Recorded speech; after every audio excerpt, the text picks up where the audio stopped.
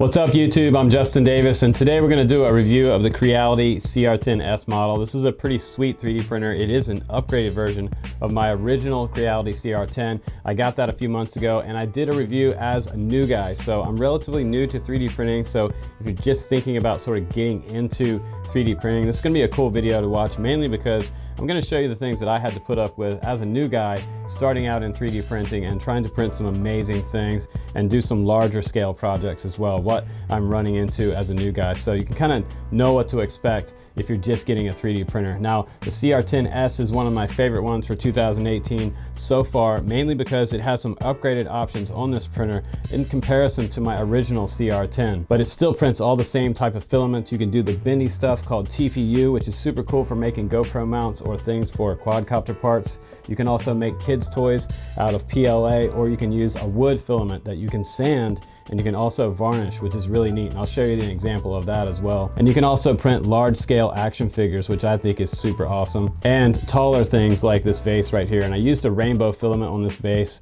from the top to the bottom. It's really neat looking. And I'll show you how I did that coming up. And last but not least, we're gonna do a comparison of this printer to other popular printers on the market, such as the E10. We're gonna show you the original CR10 print. And this is a family of Foxes that I printed. And each one of these Foxes has the same file and it has a bunch of different facets all over it. So what's nice about that is there's a lot of different angle changes on here, and in between the ears there's a nice flat spot on each Fox. So a lot of 3D printers have issues when they're trying to print completely flat. Sometimes they'll leave open grooves and a little bit of banding there in between this Fox's ears. So I'm going to show you how it holds up next to some of the other popular printers out there. We'll show you how good the quality is on the CR10S. But let's go ahead and get started, and I'll show you my first project of many coming right up, and I'll show you what the CR10 Plus S model edition is capable of. Now we're gonna start out with the CR10 over here, and this is my original baby, and I've loved this printer from the very beginning that I started printing with it after I got it dialed in and the bed level.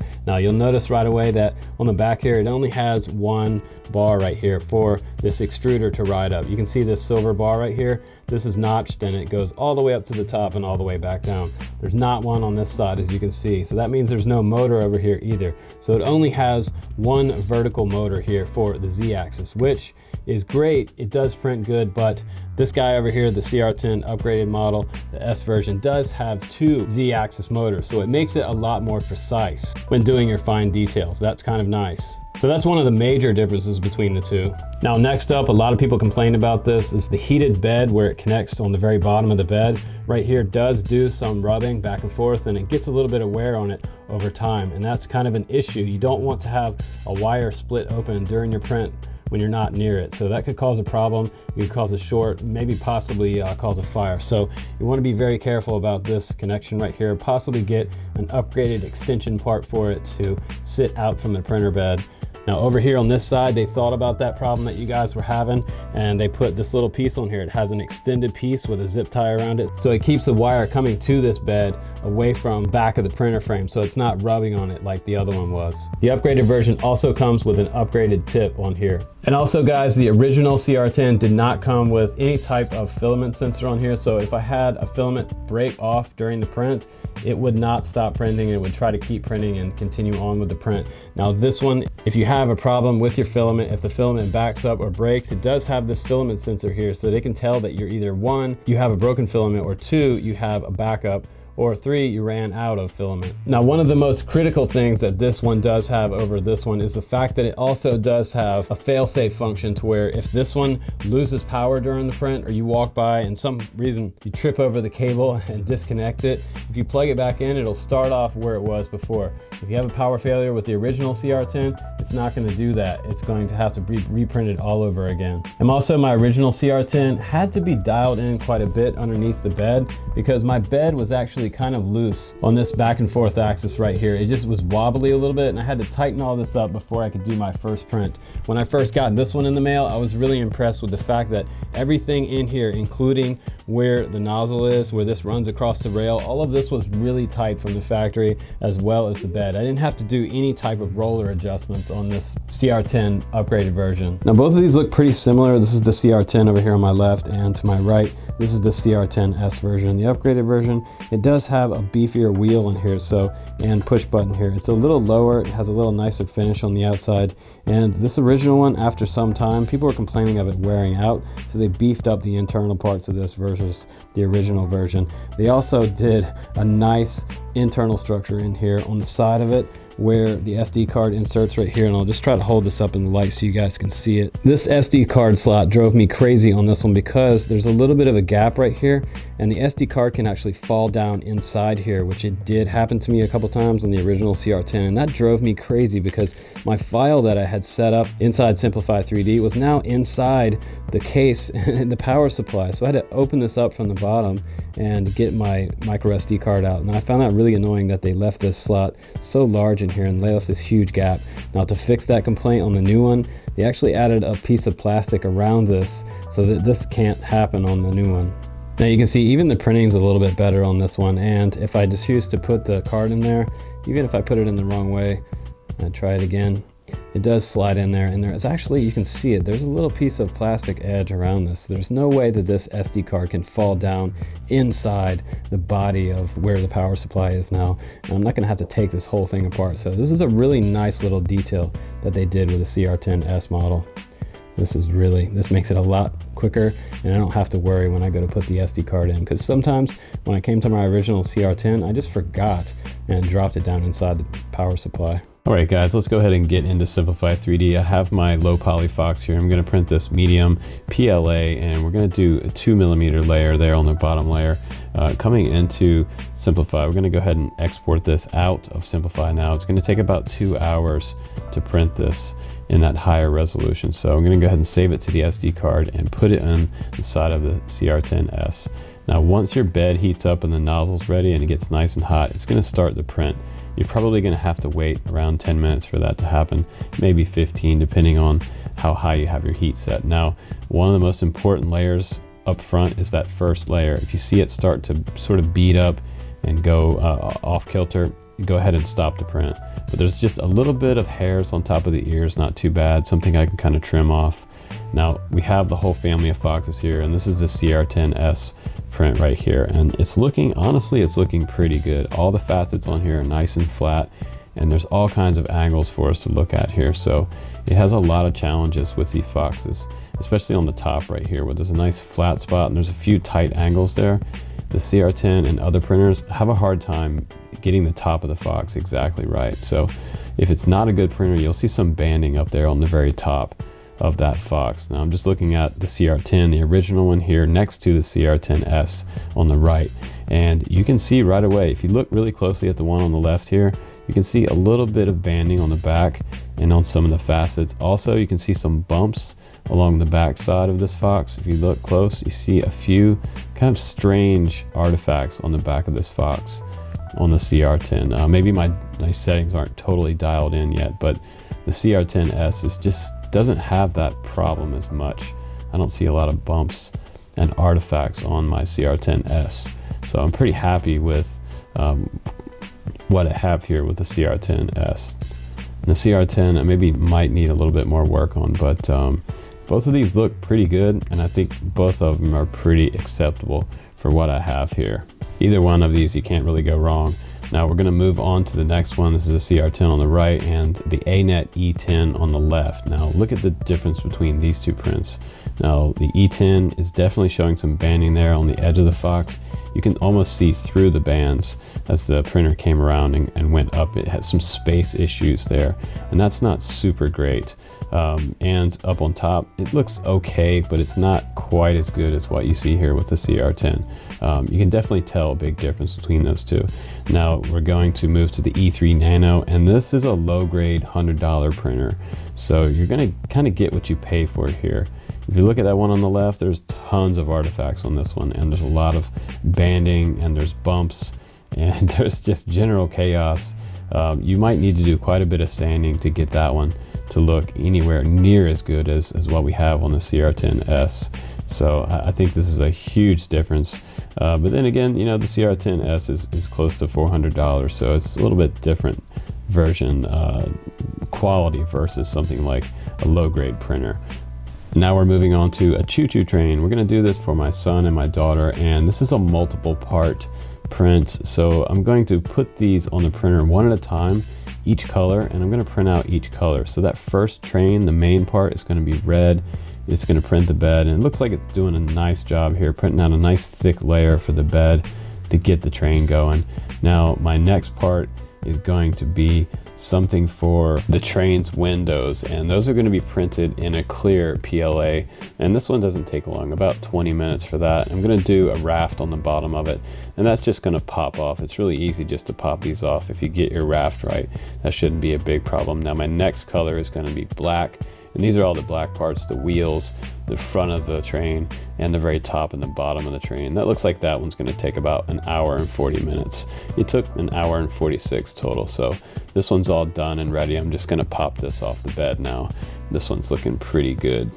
Now next up I have my gold parts, and that's for the smokestack. I could have done this in gray, but I thought the gold would be kind of cool. Kind of look like a classic toy train. And there it's doing the very top of that print. And now everything is just about ready to go here. So now all I have to really do is sand a little bit of this down. You're gonna have to do this in 3D printing. You're gonna have to sand some things down. Like there's a few flat spots on these wheels, but I can take a bolt, put through the wheels, a little bit of hot glue, and I can have this stuff together. If I want to make it really durable, I can use epoxy, but this was a mess up right here. This one I couldn't get off. I had used some extra brim on it and kind of just messed stuff up, but you're going to make some mistakes, so keep that in mind. Now next up, I decided to print some TPU. And TPU is the bendy, cool stuff that you can get for making phone cases. You can make GoPro mounts and stuff like that. So I wanted a new case for my iPhone 7, and I thought this would be pretty cool. So it's nice and bendy and really actually quite durable, because I did actually drop this case today. So here's my phone inside the TPU case, and everything is inside there nicely. It snaps in, it's not hard to get in there, and it protects the screen pretty good. You want to add a screen protector over it as well, but I can reach all of my buttons inside there, and the camera's nice and covered up, and it has a little bit of a bumper there, but nicely durable. This stuff is almost like indestructible. I love TPU, but it's a little bit challenging to print, so you're gonna have to do a mod there. I'm gonna show you guys how to do that one. Put a link down below for that as well. Now here is my ABS print, and ABS is a challenge for me. As a new person, this is some of the challenges that you're gonna run into with ABS. You can see that front arm on the right there, it bent up a little bit, and that's because it warped up off of the hot bed. I don't know if my bed was a little too hot or it was not hot enough. And I also have a box, so I have my printer contained, but I think the overall quality of this print is really nice. I print this one at 100% infill, so it's a pretty solid print and pretty much ready to fly. Now next up, we're gonna print some PLA, and I'm gonna do this in medium. We're gonna do a 15% infill because I want it to go a little bit quicker, but I still want it to look good on the outside layer. We're gonna do a primary layer height of 2 millimeters, and 2 to 3 millimeters is about standard, but look at how awesome this guy looks. I mean, he is incredibly detailed. The guy who designed this is really a professional 3D modeler. I couldn't do anything like this, so I'm gonna go ahead and prepare to print this. And this is a free file over on Thingiverse. I'll try to include this one down below because it also includes a knight along with it. So it's like warlocks against knights. This is really neat. So we have 24-hour print time on that one. That was gonna take quite a long time. So I'm gonna sit back and just come back and periodically check on this, because you don't want anything to start stringing up and have a hairball mess in the middle of the night. So it's probably best if you can, you're not gonna be able to stay up all night, but try to print this one starting maybe early in the morning and watch it most of the day while it's printing. So that's what I did. As soon as I woke up in the morning, I hit the printer and I got this one going. But look how fine the detail is on this. This started to amaze me more and more the higher it got along this print process. Like, I was extremely impressed with how clean the whole thing looked from the base. It did over the feet. There's bones on the bottom of the base, and pretty amazing print to watch happen. It's just like, the neatest thing about 3D printing is watching the printer kind of reveal something to you that you see it on the computer, but it's completely different when you see it in a 3D space. And those panels that you see everywhere, those things just pop right off. those are supports that you have to have underneath some of the overhanging vertical pieces, like the axe handles, for example. You can see that long sort of flat piece there. That has to be under that handle because there's no way that the printer can handle it. It might start stringing out everywhere. So I'm at 96% now, and I'm almost done with this guy. He is super, super awesome. I just can't wait. Maybe like 20 to 30 more minutes left in this print for him to finish up. And then I can start taking off those supports that it printed. But look at this guy after he's finished. I mean, he is absolutely amazing. I love this dude. And I'm definitely gonna have to print the companion file that went with this. The knight is gonna be awesome standing next to this guy.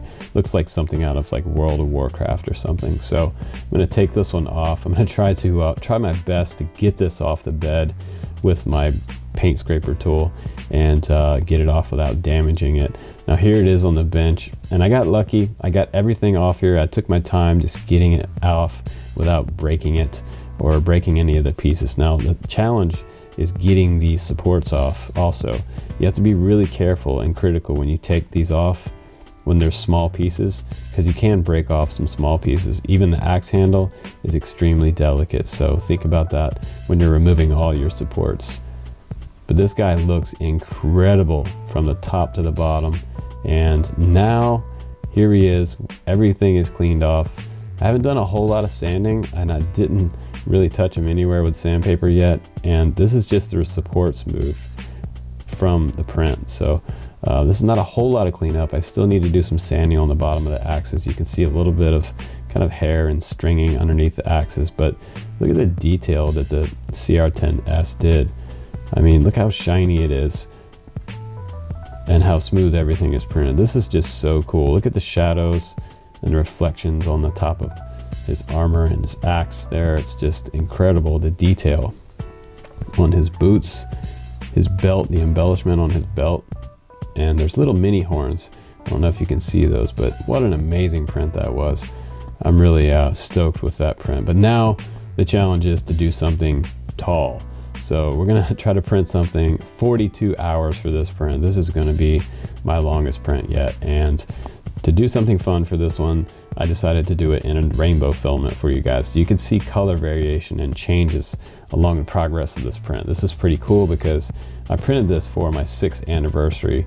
And here is the spool of rainbow filament. I'll try to put a link below for this for you guys if you want to print these. These are fun because you can print stuff, toys for the kids, like little unicorns out of rainbow filament. Looks kind of neat.